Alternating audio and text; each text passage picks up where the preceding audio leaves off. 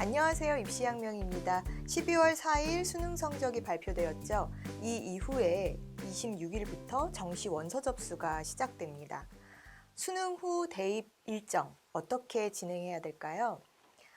12월 4일 수능 성적 발표 이후에 원서 접수까지 어떻게 준비해야 할지 우리가 그 일정을 한번 체크를 해보려고 하는데요. 일단 12월 10일 수시 합격자 발표가 있죠. 그래서 시작이 되기 시작하고 물론 이제 대학마다 조금 차이가 있죠. 대학마다 다른 일정으로 수시 합격자 발표가 시작되고 또 마무리가 됩니다. 12월 13일부터는 수시 합격자 등록이 이제 마무리되는 그 시점인데요. 12월 19일에 수시 미등록 충원 합격 마감까지 진행되고 나면 이 일정 사이에는 여러분들이 수시 합불 여부를 체크해야 합니다. 그래서 수시 합격과 불합격, 추가 합격이 되는지 여부를 체크해서 내가 진학하는 대학을 정해야 되는 시기라고 보시면 될 것 같아요. 12월 26일부터 31일까지 2020학년도 정시 원서 접수가 시작됩니다. 26일 수시 2월 인원을 확인한 후에 원서 접수가 시작이 될 텐데요. 그러니까 수시 2월 인원까지 다 확인한 이후에 정시 모집이 들어가는 거기 때문에 여러분들이 수능 가채점 결과나 실채점 결과로 대학 지원선을 미리 체크를 해 두셨더라도 마지막 원서 접수 전에 수시 2월 된 인원이 얼만큼 변동이 있는지도 체크해 보시는 게 좋겠습니다. 2020년 2월로 들어가면요. 1월에는 이제 대학별로 신입생 모집에 대한 전형이 이루어지고요. 그리고 2월 4일 정시 합격자 발표가 시작됩니다. 2020년 2월 4일부터 정시 합격자 발표가 시작이 되면요. 5일부터 7일 사이에 합격자는 등록을 하게 되는데요. 이후에 미등록된 인원 충원도 또 이루어지겠죠. 그래서 2월 17일 정시 미등록 충원이 마감되는 걸로 어느 정도 2020학년도 대입이 마무리된다 보시면 되고요. 물론 여기서도 이제 모집 인원이 충당되지 않은 경우 또는 이제 추가 합격이 진행되거나 하는 경우도 생기기 때문에 2020년 2월 20일부터 27일까지는 추가 합격 모집 및 합격자 발표가 진행됩니다. 물론 모든 대학이 다 진행하는 것은 아니니까요. 각 대학별 홈페이지를 확인해서 추가 합격이 진행되는 대학이 있는지를 체크해 보셔야 할 것 같습니다. 정시 합격 체크까지 마무리되면 2월 말이 되면 2020년 대학 입시는 마감이 되는 것이죠. 수시 합격자 발표가 수능 성적 발표일 이후부터 12월 10일까지 실시되기 때문에요. 대학별 홈페이지에 합격자 공지를 여러분들이 체크를 하셔야 되는데 최초에 합격하지 못했다 하더라도 추가 합격이 계속 진행될 수 있고 개별 통지가 올 수 있어요. 그래서 대학별로 1, 2차까지는 홈페이지에 통보가 되더라도 그 이후의 인원들은 개별 통보가 갈 수 있으니 이후에는 여러분들이 확인 전화, 그러니까 합격자 추가 합격 발표 확인 전화 통보를 놓치지 않도록 주의하셔야 될 것 같습니다. 수시 합격 등록이 마감이 되면요. 대학별로 수시에서 선발하지 못한 인원들을 추려서 정시 최종 선발 인원에 더하게 되죠. 그래서 우리가 이거를 수시 2월 인원이라고 이야기를 하는데요. 수시 2월 인원은 원서 접수 전까지 확인이 될 수도 있고 또 계속 변경이 될 수도 있기 때문에 여러분들이 이제 최종적으로 원서 접수 직전까지의 인원을 체크를 해보셔야 합니다. 최종 지원 전에 지원하고자 하는 모집 단위의 모집 인원을 확인한 후에 지원하도록 하는 것이 중요하겠죠. 경우에 따라서는 정시 모집 인원으로 확정이 되지 않았었던 단과라든지 그러니까 학과라든지 단위여도 수시 2월 인원이 발생하면 덜어는 뽑는 경우도 생기기도 하거든요. 그래서 이런 부분들도 여러분들이 체크하셔야 될 것 같습니다. 모집 인원에 따라서 그러니까 성적선에 맞춰서 소위 우리가 눈치 작전이라는 것도 이제 시작을 하게 될 텐데 올해 같은 경우에는 중위권 학생들의 치열한 경쟁이 예상되는 만큼 학생들의 눈치 작전이 어느 정도 좀 있을 거란 생각이 드는데요. 이런 경우에는 모집 단위의 선발 인원이 또 중요한 변수가 되기도 하죠. 그래서 여러분들이 이런 부분들까지 체크해서 효과적인 정시 전략을 세우도록 해야겠습니다. 정시 지원 전략을 세울 때는 물론 본인 성적의 특징을 파악하는 것이 중요하죠. 가장 나에게 유리한 대학, 내가 잘 본 과목을 반영해서 활용할 수 있는 대학 등을 체크를 하셔야 되고요. 성적을 분석할 때는 반영 영역이라든지 반영 영역별 비율, 수능 점수의 활용 지표라든지 가산점 등을 최종적으로 고려해서 지원해야 하겠습니다. 정시는 아시다시피 가, 나, 다 군별로 각 1회씩 지원이 가능해요. 그래서 총 3회 지원이 가능한 상황이고요. 수능 성적으로 선발하기 때문에 간단하게 보일 수는 있지만 실제로 대학별로 이렇게 활용하는 점수 지표라든지 반영 영역의 비중, 가산점 등등이 다 다르게 설정되어 있어서 사실 굉장히 복잡합니다. 그래서 여러분들이 가나다군 수능 100%로 지원하니까 나 몇 등급으로 어디 갈 수 있어 이렇게 생각하지 마시고요. 성적이 발표된 내 성적, 그러니까 발표된 성적을 가지고 내가 어떤 대학에 유리한지 지원 전략을 세워보는 것이 좋겠죠. 정시 합격자 발표는 2020년 2월 4일까지 순차적으로 이제 실시가 되는데요. 합격 발표 이후에도 계속 추가 합격 발표가 날 수 있으니까 주의하셔야 되고 최초 합격은 홈페이지에 공지가 돼요. 그래서 합격자 발표 날 대학별 홈페이지 어디서 알 수 있어요? 이렇게 하지 마시고 대학별 홈페이지에서 합격 발표 난 부분들을 체크해 보셔야 합니다. 정시 지원도 3회까지 지원이 가능하기 때문에 사실 중복 합격했을 경우에 빠져나가는 인원 등이 발생할 수가 있어요. 그렇기 때문에 미등록 충원 합격까지 계속해서 관심 있게 지켜보셔야 하고요. 정시 미등록 충원 합격자 발표 마감이 좀 전에도 말씀드렸지만 2월 17일까지이기 때문에 그때까지는 최종적으로 기다려 보셔야 합니다. 합격 통보를 받으면 등록을 마쳐야 하는데 등록일도 놓치지 말아야 할 것 같아요. 보통 이제 합격 발표가 나면은요, 다음 날 이렇게 등록을 해야 되거든요. 그래서 그 기간을 놓쳐버리면 합격했다가도 등록이 안 되면은 취소가 되는 상황이 돼버리니까 그 부분도 체크하셔야 될 것 같고요. 지난해 같은 경우에는 여러 가지 뉴스가 많이 들렸었어요. 등록 부분에 있어서 등록을 했다라고 생각했는데 뭐 이체가 완벽하게 이루어지지 않아서 합격이 취소된 걸 모르고 있다가 억울해진 상황이라든지 뭐 이런 부분들이 종종 뉴스로 나오기도 하니까 여러분들이 그런 부분 체크하신다면 정확하게 등록금이 등록 마감이 이제 등록을 하게 됐는지 내가 만약에 뭐 계좌 이체를 부모님들 하시겠지만 하셨다면 그 부분까지도 확인해 보셔야 되는 것이 맞습니다. 그래서 그 부분도 체크를 하시고요. 정시 합격자 등록 이후에 결원이 발생한 대학에서는 아까도 말씀드렸지만 추가 합격이라는 걸 진행할 수도 있습니다. 그래서 뭐 대규모 미달 사태가 난다거나 뭐 미등록 인원이 너무 많아서 이런 상황이 발생할 경우에는 일부 학과나 부분적으로 추가 합격이 진행될 수도 있는데 사실 이런 중복 합격자의 미등록, 결혼으로 인해서 발생하는 충원이기 때문에 발생 모집 단위별로 진행될 수 있으니까요. 혹시 이런 부분들이 있는지 2월 말까지는 계속해서 내가 원하는 대학의 입학처 홈페이지라든지 이런 부분들을 체크를 해보시는 게 좋겠죠. 2월 20일부터 2월 27일 기간에 실시되는 이런 추가 합격은 각 홈페이지에서 공지가 되는 부분이라 지금 개별적으로 이렇게 확인하셔서 등록을 하셔야 될 것 같고 추가 모집은 수시 또는 정시 모집에서 불합격 또는 정시에 합격했지만 등록 포기를 한 경우 지원이 가능하죠. 네. 근데 만약에 이제 기존에 정시 합격이 되었는데도 지원할 수 있는 건 아니니까 여러분들이 이제 그런 부분들 불합격하거나 등록 포기했을 경우에만 가능하다 이렇게 보시면 될 것 같고요. 대학별로 차이가 있기 때문에 이런 세부적인 요건들은 여러분들이 체크를 해보셔야 될 것 같습니다. 전문대학 정시도 이 시기에 이제 진행이 되는데요. 12월 30일부터 그러니까 일반 4년제 종합대학의 정시 모집 기간보다는 조금 늦게 시작을 하죠. 그래서 전문대학 정시 모집 기간은 12월 30일부터 시작이 되고요.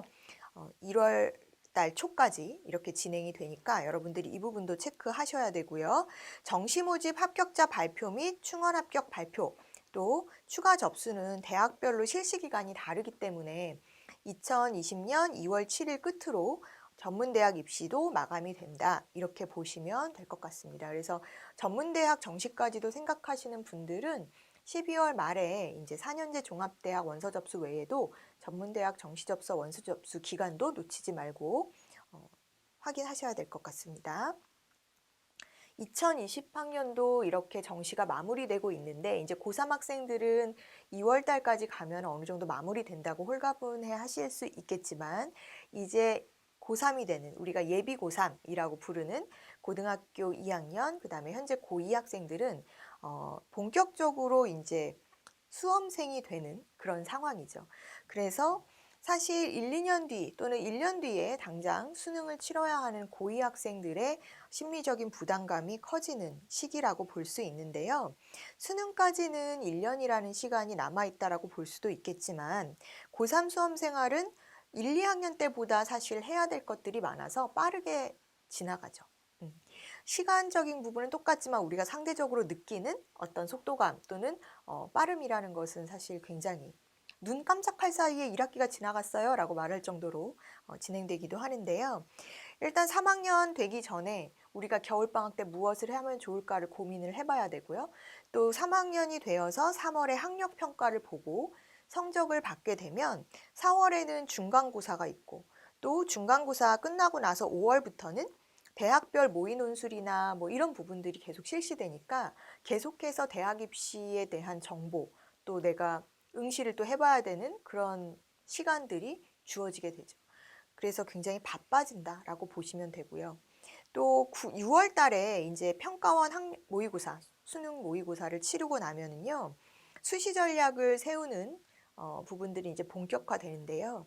그 시기에 수시 전략을 세우면서 지금까지 나의 성적이나 상황에서 가장 중요한 비중을 차지할 수도 있고 어떻게 보면 마지막으로 내가 성적선을 조금 끌어올릴 수 있는 기회가 될 수 있는 기말고사 대비도 더불어 같이 진행돼야 된다라는 거. 그래서 사실 고3 학생들은 1학년 3학년 1학기 때 해야 될 것들이 시기별로 굉장히 많다. 이렇게 보시면 돼요. 이렇게 이제 수시 지원 계획을 세우고 6월 모의고사 준비하고 기말고사 준비하고 하다 보면 어느덧 이제 1학기가 마무리가 됩니다.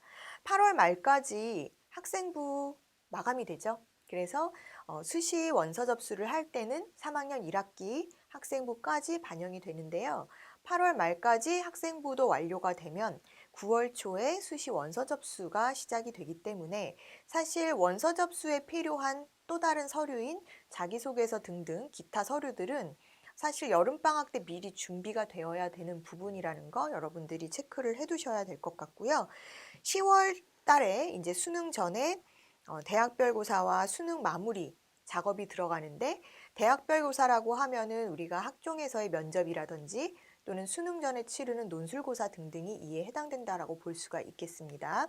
따라서 9월 모의고사 준비 또 11월 수능까지 2달 정도 남아 있지만 그 기간 동안에 수능에 집중해야 되는 시기이기도 하고 더불어 수능 전에 치르는 대학별 논술이나 면접에도 또 대비를 해야 되는 시기라고 보시면 될 것 같아요. 이렇게 빠르게 지나가다 보니까 사실 3학년 1학기 때 내가 부족한 부분 마무리해서 준비해야지라고 생각하신다면 사실 3학년 1학기 되자마자부터는 공부할 수 있는 시간이 그렇게 많지 않다라는 거. 그래서 여러분들이 지금 현재 2학년까지 기말고사까지 마무리되고 나면 나에게 부족한 부분이 무엇인지 또 내가 체크해야 되는 부분이 무엇인지를 확인하시고 겨울방학 때 이를 보완할 수 있도록 계획을 세우시는 게 좋겠습니다. 그래서 보통 이제 국어, 수학, 영어는 여러분들이 아시겠지만 꾸준히 공부가 진행이 돼야 사실 성적선이 올라갈 수 있는 과목이잖아요. 단기간에 해서 올릴래? 라는 것은 어찌 보면은 주요 과목에서는 조금 무리가 있죠. 꾸준히 공부를 해야 되는 영역. 그렇지만 반대로 탐구 과목 같은 경우에는 단기간에 집중해서 어느 정도 성적 상승을 기대해 볼 수 있는 영역이기 때문에 만약에 내가 탐구 과목에서 부족한 부분이 있다라고 하면 방학 때를 이용해서 마지막 점검을 해두시는 것도 좋은 전략이 될 수 있을 것 같아요. 보통 이제 시간을 할애해서 고3 6월부터 해야지 나 3학년 1학기 때까지는 할 게 너무 많으니까 끝나고 6월부터 탐구해야지라고 한다면 어찌 보면 그때 제대로 공부할 수 있는 시간적 여력이 되지 않을 수도 있습니다. 좀 전에 말씀드렸다시피 6월 이후 기말고사 끝나고 여름방학 때는요. 자기소개서 마무리도 해야 되고 또 9월 원서 접수도 해야 되고요. 또 수능 전에 수능 점검도 해야 되고 또 대학별 고사에 대비해야 되는 그런 시기이기도 하기 때문에 사실 내가 부족한 과목을 그때 가서 해야지라고 했을 때 얼만큼 효율적으로 마음 여유롭게 할 수 있을지는 사실 확답하기가 이렇게 정확하게 확신하기가 좀 어려운 그런 상황이거든요. 따라서 고3이 되기 전에 미리 나의 가장 부족한 한 과목 정도는 체크를 해서 준비를 해두시는 게 좋고요. 탐구 영역 같은 경우에는 사회탐구와 과학탐구가 있죠. 그래서 지금 현재 2022학년도 입시를 치르는 고1 학생들 같은 경우에는 이런 탐구 영역의 선택이 자유롭겠지만 자연계 상위권 대학을 가고자 한다면 과학탐구를 선택해야 되는 상황이라는 거 아마 알고 계실 거예요. 지금 고등학교 2학년 학생들 같은 경우도 자연계는 과학탐구, 인문계는 사회탐구를 준비를 할 텐데요. 올해 수능 같은 경우에도 한국사가 좀 어려웠다 또는 자연계에서 지구과학이 너무 어려웠다라는 얘기들이 종종 들리고 있죠. 나는 쉽게 풀 수 있을 거라고 선택해서 지구과학을 선택해서 응시했지만 사실 시험이 어렵게 나오면 전반적으로 이렇게 지구과학이 제일 어려워서 등급컷이 제일 안 나온다라는 상황이 될 수도 있거든요. 그래서 이런 부분들 여러분들이 체크하시고요. 탐구 과목 중 하나를 선택하고 선택한 영역에서 2개 과목을 선택해야 되는데 고2 말에는 적어도 한 과목을 정해놓고 겨울방학을 이용해서 공부하는 전략을 세워보시기를 바랍니다. 탐구 과목을 선택할 때는 본인의 관심 또는 진로, 성적이 잘 나올 수 있는 과목을 선택하는 것이 유리하고요. 또 고3 때 학교에서 배우는 과목을 선택하는 것도 추천드립니다. 그 학교에서 이미 그 탐구 과목을 공부하고 있으니까 사실은 모의고사를 봤을 때 따로 공부하지 않아도 더불어 이제 시험을 보면서 계속 체크할 수 있는 부분이 돼서 대부분 학생들은 3학년 1학기 때 선택한 사회 과목을 수능 응시 과목으로 선택해서 공부하는 편이잖아요. 그래서 여러분들 그렇게 생각하시면 될 것 같고 또 만약에 내가 지원하려고 하는 학과라든지 뭐 이런 부분에서 나에게 유리한 과목을 선택하는 것도 좋겠죠. 서울대 카이스트 같은 경우에는 뭐 예를 들면 지금 과탐을 반영할 때 자연계열에서 과학탐구 영역을 반영할 때 서로 다른 분야의 1과목, 그다음에 2과목 이렇게 조합을 가지고 지원을 해야 되는 상황이잖아요. 그래서 서울대를 가려면은 과학탐구에서 2과목 하나는 해야 된다라는 거 알고 계시죠? 그래서 이런 부분들도 고려해서 수능 응시 과목을 선택하시는 것이 좋겠습니다. 영어 영역이 절대평가로 전환된 지 한 2, 3년째 되고 있는데요. 정시에서 영어 영역 반영 비율이 그래서 이전보다는 상대적으로 지금 줄었어요. 그러다 보니까 국어, 수학, 탐구 반영 비율이 상대적으로 조금 늘어난 상황이죠. 이런 상황에서 이제 탐구 영역이라는 부분이 어찌 보면 학생들에게는 중요한 요소가 되기도 하는데요. 수시에서 최저 학력 기준을 반영할 때도 영어 최저 기준은 몇 개 합 6, 뭐 몇 개 합 7 이렇게 했을 때 영어는 따로 몇 등급이네 이렇게 빠져 있는 경우가 많잖아요. 그렇기 때문에 탐구 영역이 상대적으로 수시나 정시에서 좀 중요해진 상황이에요. 그렇죠? 그래서 여러분들이 이런 부분들도 대학별로 어떻게 반영 비중이 좀 다른가를 보셔야 되는데요. 예를 들면 이제 자연계열에서 과탐 35% 비중을 반영하는 그런 학교들도 있고 또 33% 이상을 반영하는 학교들도 있으니까요. 이런 부분들을 여러분들이 체크를 해보셔야 되겠죠. 지금 보시면 성균관대 같은 경우에는 탐구 영역이 자연계의 경우에는 지금 성균관대가 35% 반영이 되거든요. 과학탐구가. 또 서강대 같은 경우에도 지금 수학 영역의 반영 비중이 좀 높고 그래서 영역별 반영 비중이 좀 다릅니다. 또한 탐구 영역이 33.3%가 반영되는 연세대 자연계 또 체크를 해보셔야 되는 거고 홍익대 자연계열도 탐구 영역이 33.3%의 반영 비중을 가지고 있기 때문에 타 대학보다는 높은 반영 비율이 있다라고 보시면 될 것 같아요. 중앙대 자연도 탐구 영역이 35% 비중을 차지하고 있으니까 사실은 탐구 영역의 비중이 만만치 않은 학교들이다 이렇게 보시면 될 것 같습니다. 수시에서 최저학력 기준의 예시를 가지고도 우리가 탐구 영역의 중요성을 체크해 볼 수가 있는데요. 지금 탐구 영역들이 대부분 수능 최저에 들어가 있죠. 그래서 보시면은 영어를 빼놓고 국수탐 중에서 합산해서 최저 기준을 설정하는 학교가 이제 성균관대. 성균관대 같은 경우에는 이제 글로벌 리더 경제 경영 이 학과의 경우 국수탐 중 2개 합 3 이렇게 최저 기준이 설정이 되어 있으니까 여러분들이 이런 부분도 체크를 하셔야 될 것 같고요. 또 국수탐 중에 이제 연세대 원주의 간호학과라든지 이 부분도 국수탐 중 2개 합 4 이렇게 최저 기준이 설정이 되어 있죠. 또한 지금 이제 국수탐 중 2개 합 6을 선택하는 이 연세대 아까 봤고 또 국수탐 중 2개 합 6을 선택할 수 있게 하는 숭실대도 여러분들이 보실 수 있을 것 같습니다. 그래서 이런 식으로 영어를 별도의 기준으로 두고 국수탐 중에 최저 기준을 합산할 수 있게끔 하는 대학들이 있기 때문에 탐구 영역이 우리가 좀 신경 써야 되는 영역이구나 라는 거 지금 현재 2학년, 1학년 학생들 생각해 두셔야 될 것 같고요. 고3이 되어서 이제 처음 치르는 3월 학력평가가 있죠. 3월 학력평가 같은 경우에는 사실 6월달 모의고사를 잘 보면 되지 이렇게 생각하는 학생들도 있을 텐데 그거는 이제 3월 모의고사를 못 봤을 때 하는 얘기이고 일단은 3학년 1학기 첫 시험, 첫 모의고사에서 어느 정도 성적을 내주는 것이 좋습니다. 왜냐하면 심리적으로도 이제는 고3 수험생이기 때문에 내가 3월달 첫 모의고사 성적을 시작점으로 해서 6월달에 조금 올리고 9월에 올리고 11월 수능까지 상승 곡선을 그려가면서 안정적인 정시 성적을 마련해 두는 것이 효과적이기 때문이죠.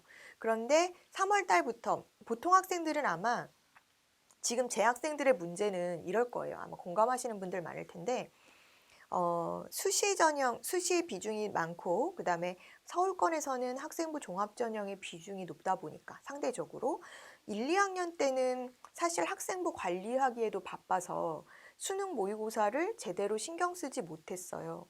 그리고 사실 1학년 모의고사는 수능에 직접적인 영향이 있는 건 아니잖아요. 그러니까 저는 신경 많이 못 썼어요. 이런 경우들 많거든요. 하지만 3학년 3월 모의고사부터는 어느 정도 본인의 성적에 맞게끔 성적이 나올 수 있게끔 본인의 수준, 본인의 이런 학업 역량에 맞는 성적이 나올 수 있게끔 준비하셔야 됩니다. 그래서 2학년 겨울방학 때 여러분들이 수능에서도 성적이 안 나오는 부분이 어떤 건지 모의고사에서 내가 준비해야 될 부분이 어떤 것인지를 체크하셔서 이 부분을 준비를 해두시는 게 좋죠. 그래서 고등학교 2학년 지금 겨울방학은요. 여러분들에게 굉장히 중요한 시기다라는 거 염두에 두셔야 될 것 같고요. 탐구 과목은 기본 개념 이해가 일단은 중요해요. 암기 과목이라고 생각하시지 마시고 물론 이제 암기도 필요하겠지만 암기 과목 무작정 암기해야지 이렇게 생각하지 마시고요. 기본 개념을 충분히 이해한 뒤에 문제풀이를 통해서 그 문제 자체를 이해할 수 있도록 공부 전략을 세우시길 바랍니다. 또한 탐구 영역은 서울 상위권 대학의 구술 면접을 준비하는데도 필요한 부분입니다. 인문계나 자연계, 심층 구술 면접이 나올 때는 제시문이 사회 관련 과목, 과학 관련 과목에 제시문들이 활용되거나 개념 활용이 되어서 풀기 때문에 여러분들이 지금 시기에 비단 수능 탐구 영역만 준비 이렇게 생각하지 마시고요. 나중에 이제 치르게 될 수시 대학별 고사에 심층 면접 대비도 내가 지금 미리 하는 거다. 이렇게 생각을 하시고 탐구 영역 공부를 하시는 것이 좋을 것 같습니다.